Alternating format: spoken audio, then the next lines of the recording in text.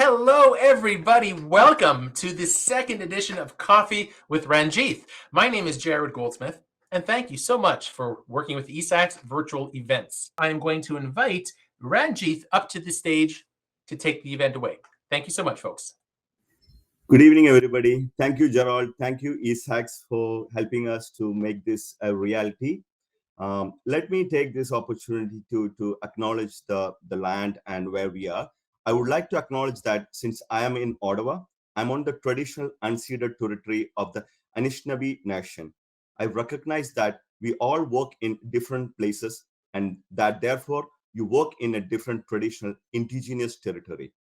We recognize the Algonquins as the customary keepers and defenders of the Ottawa River, watershed, and its tributaries. We honor their long history of welcoming many nations to this beautiful territory and uphold and uplift the voice and values of our host nation. I wish peace all over the world, especially to those countries having conflicts these days.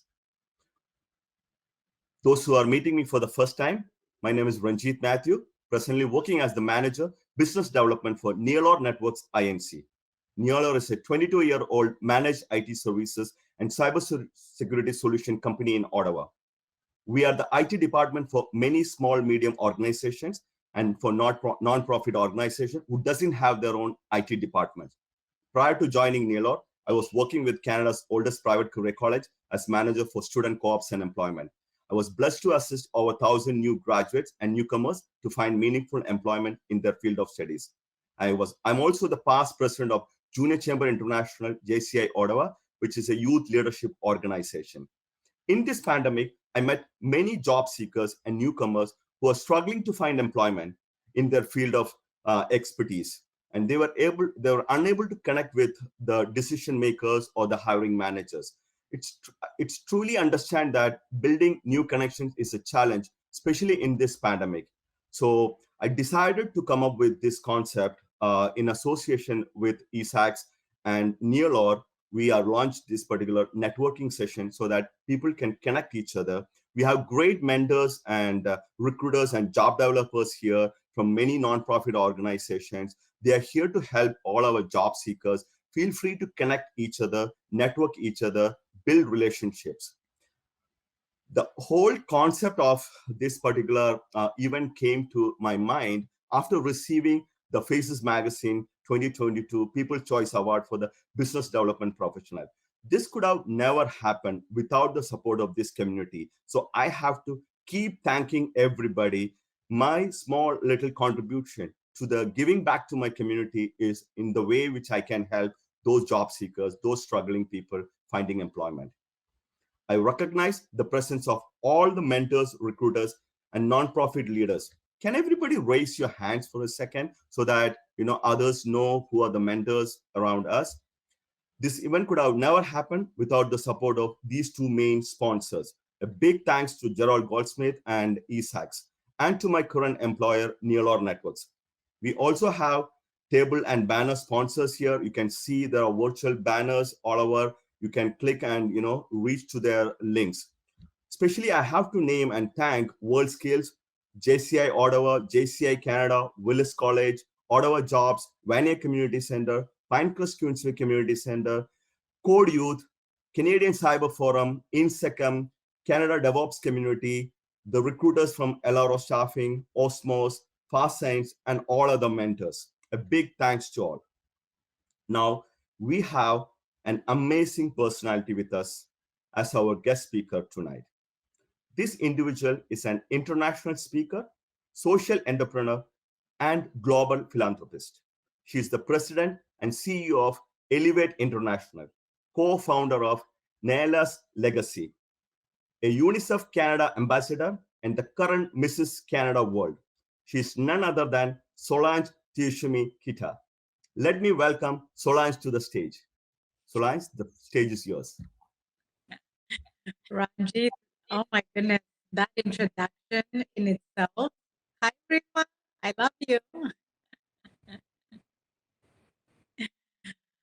That introduction is absolutely amazing. Thank you so much. Every time I hear it, I am moved. I think today is a really important day. As you welcome me into this conversation, I thought about what I wanted to share for the next 10 minutes. And I couldn't help but reflect on my journey as an immigrant. I arrived here when I was 13 years old after surviving a war and genocide. And I wondered what would become of my life. I had just gone through 2 years as a refugee, moving from country to country. And after about 4 countries, I finally arrived in Canada, and Canada was going to become my home. You would think that at 13 years old, you don't really remember much or it doesn't really affect you as much. But today, I can tell you that as a grown up, I vividly remember everything that I went through, which makes me think about all the children that are going through the circumstances the world is currently living in now. We have gone through and continue to go through a pandemic. There are wars around the world, and the divisions around race, ethnicity, and religion have consistently been even stronger than before, which makes us wonder, did we really advance as a society? You have to stop and think for a minute and ask yourself, when we saw the Black Lives Matter, the wars that are happening today, the pandemic, that came through that, you have to wonder, had we really advanced as a society in terms of advancing inclusivity, diversity, and eliminating things like racism, etc. And a part of me realized that we hadn't really advanced as much as we thought. We were busy doing other things. But so now when I think about how do we build back better, how do we build a better world, I think we have to reflect on our purpose in this world and how we're going to make a mark and leave a legacy. Today, as I look at you all, especially the newcomers and the immigrants who are coming into this new country, and those I saw even so many of you that are in Vietnam and around the world who have joined us today, I can say, don't sell yourself short. I can definitely say, as an immigrant, especially as a newcomer to this country, look at what you already have in your pocket as experience and build on that. Often, as immigrants, we hesitate to step forward as leaders, to take an adventure, because often when you're an immigrant or a newcomer and you've experienced hardship, you want to look for stability before you can even look for what you truly deserve. So I think my greatest advice to each and every one of us is to make time for what we deserve and to really look at our skills and talents, everything we acquired even before coming in a new country, and say, how can I use these skills to build a new profession, a new career in this new country? And don't be afraid to be selfish on what you deserve, because I can tell you that when I created Elevate International, when I started this organization, I approached a lot of leaders, and the first thing is I would ask whether I wanted to raise funds for immigrant women or whether I wanted to raise funds for poor girls in Africa. The bias was still real, but I genuinely wanted to change what leadership looked like across Canada and around the world. So I wanted to tackle gender diversity in leadership. But how do you tell the billion-dollar company that a young woman who is Black, of color, and immigrant wants to tackle gender diversity in leadership? You have to build resilience, and you also have to really believe on what you bring to the table. So my journey has been unorthodox. As I said, I arrived here at 13, graduated in high school. When I finished high school, I started university, and I went on to study journalism, and I graduated with honors in French.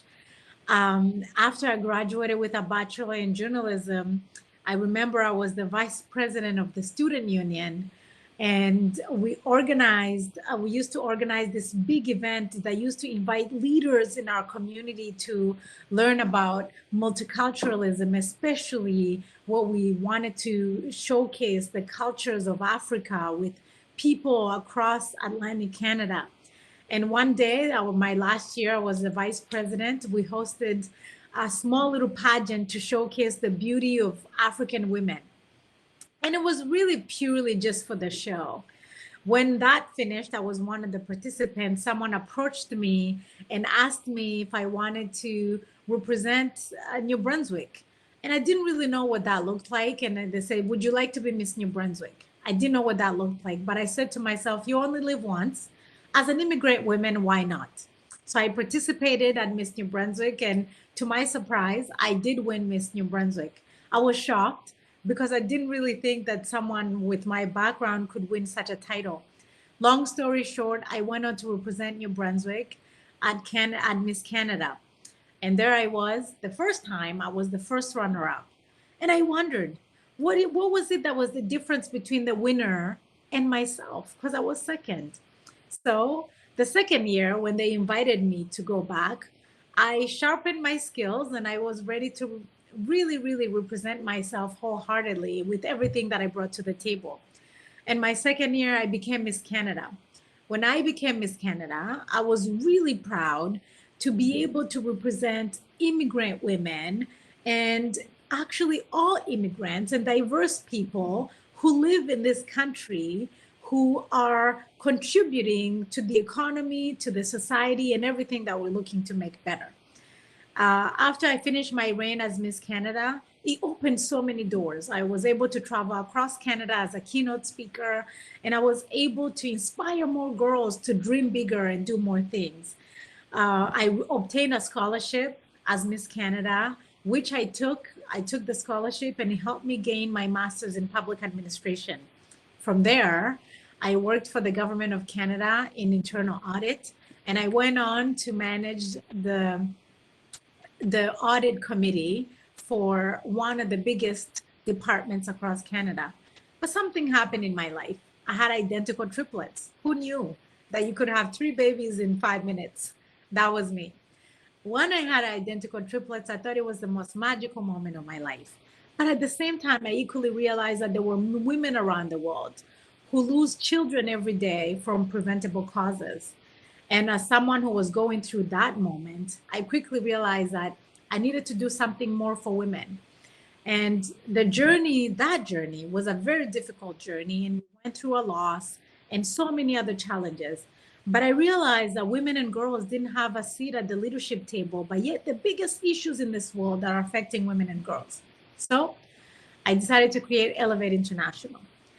As I come back to this networking aspect, when I created Elevate International, it was really important for me to connect with leaders, community builders, and women and men in our community who were aligned with my values and mission.